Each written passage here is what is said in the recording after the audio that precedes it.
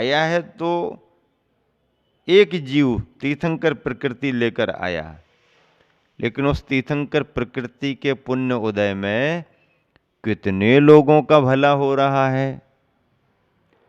एक का किया गया कर्म अनगिनों को लाभान्वित कर रहा है। और यदि कोई एक पापात्मा आ जाए, दुरात्मा आ जाए, तो उसके उस पाप की चपेट में भी अनगिन आ जाते हैं। निमित्त के रूप में कोई भी निमित्त बन सकता है, पर कर्म के फल का अनुभव करने के लिए तो अपने अंदर का उपादान होना जरूरी है। कर्म का सिद्धांत है। ऐसे कर्म के सिद्धांत की मान्यता सभी में नहीं आती। बौद्ध दर्शन सर्वम क्षणिकम,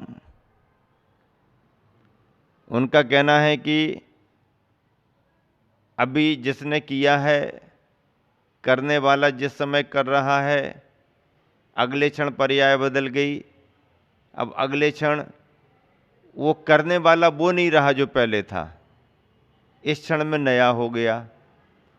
तो करने वाले को कर्म का फल भोगने के लिए अगले क्षण में नहीं मिलता, और जो कर्म का फल भोग रहा है वो करने वाला नहीं है। अब अपने यहां भी प्रति समय परिणमन तो कहा है, पर प्रति क्षण का परिणमन स्वतंत्र और अपने संस्कार को नष्ट करके आगे बढ़ने वाला नहीं, लिंक बनी है।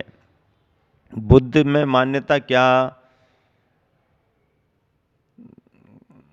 दुकानदार दुकान पर बैठा है, ग्राहक लेने आया, ग्राहक ने लिया, दुकानदार ने दिया, पैसा दो, पैसा नहीं दिए। अब आज यदि उसने ले लिया है और पैसा नहीं दिया, तो जो पैसा देने वाला ग्राहक है वो कल नहीं रहेगा, और माल देने वाला दुकानदार भी कल नहीं रहेगा। आज का आज ही समाप्त, कल नए रहेंगे दोनों, और नए दोनों रहेंगे तो फिर ये लोक व्यवहार खत्म हो जाएगा, क्योंकि हर क्षण नयापन आ रहा, हर क्षण नयापन। और लिंक यदि नहीं मानेंगे, परंपरा प्रवाह नहीं मानेंगे, तो फिर लेने देने का व्यवहार नहीं बनेगा। आज का किया हुआ कल का संबंध नहीं बनेगा, व्यवस्था बिगड़ जाएगी। यत सत तत्सर्वम क्षणिकम बुद्ध की मान्यता है। चारवाक की मान्यता क्या है? चारवाक की मान्यता है, ज्यादा विकल्प नहीं करो। यावत जीवे सुखे जीवम, जितना समय है, जितना जीवन है, आराम से सुख से जियो। यावत जीवम सुखे जीवम ऋणम कृत्वा घृतम पिबेत, भस्मीभूत से देह से पुनरागमनम कुतः। अरे भविष्य कौन देख करके आ गया, काय को चिंता कर रहे? जो समय है अच्छे आराम से रहो, खाओ पियो। व्यवस्था नहीं, इंतजाम नहीं है तो कर्जा ले लो, चुकाने को थोड़ी पड़ता है। खत्म हो गई कहानी, अब कौन चुका रहा, कौन मांग रहा, हो गया काम खत्म। अब ये चारवाक ने मान्यता बना ली। चारवाक कह रहा है जब तक है तब तक का जीवन है, अच्छे से करो, नहीं है तो इंतजाम कर लो, दूसरे से लेके कर लो। यहां से एक बार गए तुम तो लौट करके कौन चुकाता, किसको चुकाना पड़ता, कहानी खत्म। लोगों को ये भी बात बहुत अच्छी लगी, ये तो बहुत बढ़िया है। ये मान्यताएं अलग अलग भले रही हों, लेकिन जैन दर्शन ने इन मान्यताओं को महत्व नहीं दिया। क्यों नहीं दिया? इसलिए नहीं दिया कि शरीर भले ही छूट जाए, पर जीव शरीर के समान नष्ट नहीं होता। और शरीर में कर्म बंध नहीं होता है, जीव के प्रदेशों में कर्म बंध होता है। फिर जीव के प्रदेशों में कर्म बंध हुआ है तो जीव जहां जहां जाएगा उसके प्रदेश उसके साथ रहेंगे और प्रदेशों में कर्म का बंध भी रहेगा। कर्म का बंध रहेगा तो कर्म उदय में भी आएगा, उदय में आएगा तो उसका फल भी मिलेगा। अब इस जन्म में इस पर्याय में जीव ने कर्म का बंध किया, इस पर्याय का शरीर उम्र पाकर के छूट गया, लेकिन जीव का पुण्य पाप नहीं छूटा। जीव का पुण्य पाप तो उसके साथ अगली पर्याय में जाएगा और उसका फल उस जीव को मिलेगा ही मिलेगा।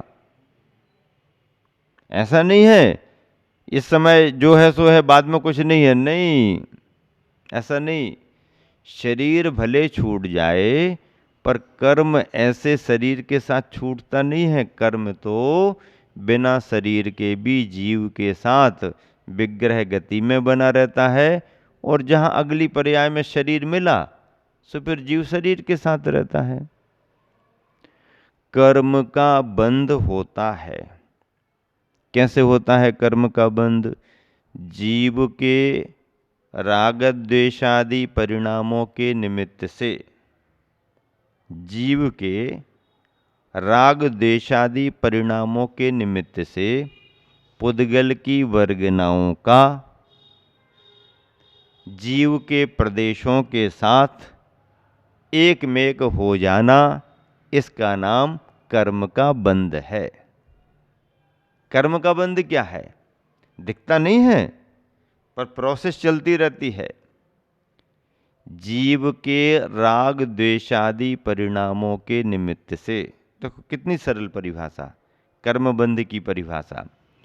जीव के राग द्वेषादि परिणामों के निमित्त से पुद्गल की वर्गनाओं का, पुद्गल की वर्गनाएं तो लोक में ठसाठस भरी, पुद्गल की वर्गनाओं का कर्म के रूप में परिणमन होकर, पुद्गल की वर्गनाएं कर्म बन जाती हैं जीव के राग द्वेष परिणामों का निमित्त पाकर, और जब कर्म के रूप में परिणमन कर जाती हैं तो वह कर्म जीव के प्रदेशों में एकमेक पने को प्राप्त हो जाता है, एकमेक पने को घुल मिल जाता है। इसका नाम कर्म का बंध है। एकमेक पने का मतलब क्या? दूध में पानी मिला दिया। एकमेक पने का मतलब क्या? दूध में पानी मिला दिया। अब दूध में पानी मिलाया है तो पानी कहाँ कहाँ चला गया बर्तन में? जहाँ जहाँ दूध था वहाँ वहाँ पानी चला गया। जो पानी मिलाया वो ऊपर ऊपर ही मिला, आजू बाजू में ही मिला, नीचे गया कि नहीं गया? अरे भैया वो पानी तो सब जगह चला गया। पानी दूध के एक एक रग में चला गया। अब जितना पानी तुमने मिलाया है, अरे नहीं नहीं अब मिलाना नहीं है पानी, चलो कटोरी डालो, निकाल लो पानी वापस, निकाल लोगे क्या? और निकाल रहे हैं तो पानी पानी आना चाहिए, उसमें दूध नहीं आना चाहिए। ऐसा होगा क्या? दूध में पानी गया और पानी दूध में घुल मिल गया। पानी दूध में घुल मिल गया। यद्यपि पानी की प्रकृति अलग है, दूध की प्रकृति अलग है। दूध की प्रकृति कभी पानी नहीं बन सकती और पानी की प्रकृति कभी दूध नहीं बन सकती। दूध की प्रकृति कभी पानी नहीं बन सकती, पानी की प्रकृति कभी दूध नहीं बन सकती। लेकिन मिल जाने पर पानी को भी दूध पना प्राप्त हो जाता है। क्या? मिल जाने पर पानी को भी दूध पने का महत्व प्राप्त हो जाता है और वह पानी भी दूध के भाव में बिक जाता है, दूध के भाव में बिक जाता है। ठीक इसी तरह पुद्गल की वर्गनाएं कभी जीवत्व पने को प्राप्त नहीं हो सकती और जीव कभी पुद्गल पने की अवस्था को प्राप्त नहीं हो सकता। ये बात सत्य है, जीव कभी पुद्गल पने को प्राप्त नहीं होगा और पुद्गल की वर्गनाएं कर्म के रूप होकर के भी कभी जीवत्व पने को प्राप्त नहीं। पुद्गल की वर्गनाओं में कभी ज्ञान दर्शन नहीं आ सकता और जीव में कभी स्पर्श रस गंध वर्ण का पुद्गल कभी नहीं आ सकता। ये बात सत्य है। सत्य होते हुए भी दोनों का तालमेल हो गया है। क्या हो गया है? तालमेल हो गया है और तालमेल होने से एक तीसरी अवस्था बन गई है। दूध में पानी मिल गया, पानी भी दूध के भाव बिकने लगा, ठीक है, मिल गया। अब अलग से हम ऐसे हाथ डाल करके निकाल नहीं सकते, तो निकाल नहीं सकते तो फिर मिल गया तो हमेशा मिला रहेगा, नहीं, ऐसा भी नहीं है। हाथ से तो नहीं निकाल सकते हैं लेकिन पद्धति से निकाल सकते हैं। अब दूध में पानी मिल गया है तो कौन सी पद्धति करें कि पानी अलग हो जाए? गरम करना पड़ेगा। क्या करना पड़ेगा? क्या करना पड़ेगा? गरम करना पड़ेगा। अब गरम कैसे करें? अग्नि से गरम करो। अग्नि से गरम करें? हाँ, अग्नि से गरम करो। तो अग्नि से गरम कैसे करें? तो कोई बर्तन में रख करके गरम करने लगा तो सामने वाला कहता है बर्तन गरम करना कि दूध गरम करना? बर्तन गरम करना कि दूध गरम करना? नहीं, हमें तो दूध गरम करना। दूध गरम करना तो बर्तन हटाओ ना, बर्तन में क्यों रखता?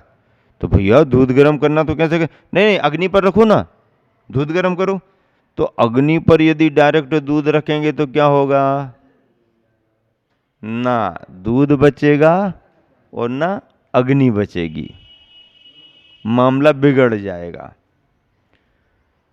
तो गरम तो दूध ही करना है, लेकिन दूध को गरम करने की पद्धति यही है कि बर्तन में दूध को रखो और उस बर्तन को अग्नि पर रखो, गरम हो जाएगा। गरम हो जाएगा, पानी पानी निकल जाएगा, पानी पानी निकल जाएगा, पानी पानी निकल जाएगा। अब कुछ लोग ऐसे हैं, अपनी मान्यता में कुछ लोग ऐसे हैं कि दूध तो गरम करना चाहते हैं लेकिन बर्तन को तपाना नहीं चाहते। अर्थात आत्मा का कल्याण करना तो चाहते हैं पर शरीर को कष्ट देना नहीं चाहते। बर्तन को तपाना नहीं चाहते और दूध गर्म हो जाए, आत्मा का कल्याण हो जाए, मोक्ष मिल जाए और शरीर को तकलीफ ना हो। भोजन बन जाए पूरा और बर्तन ज्यों के त्यों साफ सुथरे शाइनिंग वाले रखे रहें। और इस शाइनिंग में रखे रहेंगे तो भोजन कैसे बनेगा? तो भोजन बनाएंगे तो खराब दिखने लगेंगे ना। अरे खराब दिखने से क्या मतलब है? बर्तन खराब दिखे तो दिखे, भोजन तो अच्छा बन जाएगा ना। नहीं नहीं, भोजन बने ना बने, बर्तन खराब नहीं दिखना चाहिए, तो सजा करके रखे रहो, आरती उतारते रहो। ऐसा मार्ग नहीं है। बर्तन का उपयोग ही भोजन बनाने में, पानी भरने में है। खराब हो जाएगा तो फिर साफ सुथरा कर लेंगे। आत्मा का कल्याण हो जाए और शरीर को कष्ट ना हो, ऐसा रास्ता नहीं है भगवान का, ऐसा काम नहीं बनेगा। कई लोग इस विचारधारा के हैं कि दूध तो गर्म हो जाए लेकिन बर्तन को तपाना ना पड़े, सुख सुविधाओं में मोक्ष मिल जाए। संभव नहीं। और कुछ लोग ऐसे भी हैं कि बर्तन को तपाने में तो लगे हैं पर उनका ख्याल इस तरफ है ही नहीं कि बर्तन में दूध है कि नहीं। अब बर्तन में दूध है कि नहीं इस पर ख्याल ना हो तो अकेले बर्तन को तपाने से क्या होगा। बर्तन को तपाना उद्देश्य नहीं है, उद्देश्य तो दूध को गर्म करना है। लेकिन जब भी दूध को गर्म करेंगे तो बर्तन तो तपेगा ही तपेगा, और पहले बर्तन तपेगा बाद में दूध तपेगा। रास्ता ही है राजेश भैया, इसके अलावा कोई रास्ता ही नहीं है। क्यों? क्योंकि मोक्ष मार्ग यही है, व्यवहार की साधना से निश्चय के आत्म परिणाम सधते हैं। हल्दी अलग रंग की है, चूना अलग रंग का है। हल्दी अलग रंग की है, चूना अलग रंग का है। अब दोनों के रंग अलग अलग तो हैं, लेकिन जब हल्दी और चूना मिल जाते तो रंग एक हो जाता है। संजय मामा 2 मिनट सुनो, पहले क्या कह रहे हैं। ये विदिशा से संजय मामा आए हैं अपने रिश्तेदार समधी को लेकर के दर्शन कराने, बेटी दामाद को लेके। तो देखो समधी का अर्थ क्या होता है, समधी, धी यानी बुद्धि, समान धी, समान बुद्धि जिनकी होती है वो समधी माने जाते हैं। अर्थात दोनों का पद समान होता है। यह समधी और उसी के साथ समधन तो समधन कहते हैं, पर धन है वो, मतलब दोनों में समधन, बराबर बराबर का धन है। उनका बेटे का धन है, इनका बेटी का धन है, बराबर का धन लगा हुआ है दोनों का। उनको समधन, इनको समधी कहते हैं। सुनो ध्यान से विदिशा वालों, भोपाल वालों, यहाँ शिवर महाराष्ट्र से भी बरूड़कर परिवार आया है अपने परिवारीजनों के साथ में। रत्नदीप हैं और प्रवीण जी। क्या बात कर रहे हैं हम यहाँ पर? बात ये कर रहे हैं कि हल्दी का रंग अलग है, चूने का रंग अलग है, लेकिन दोनों अलग अलग रंग के होते हुए भी जब दोनों को एक साथ मिला देते हैं तो कौन सा रंग बन जाता है? कौन सा रंग बन जाता है? लाल रंग।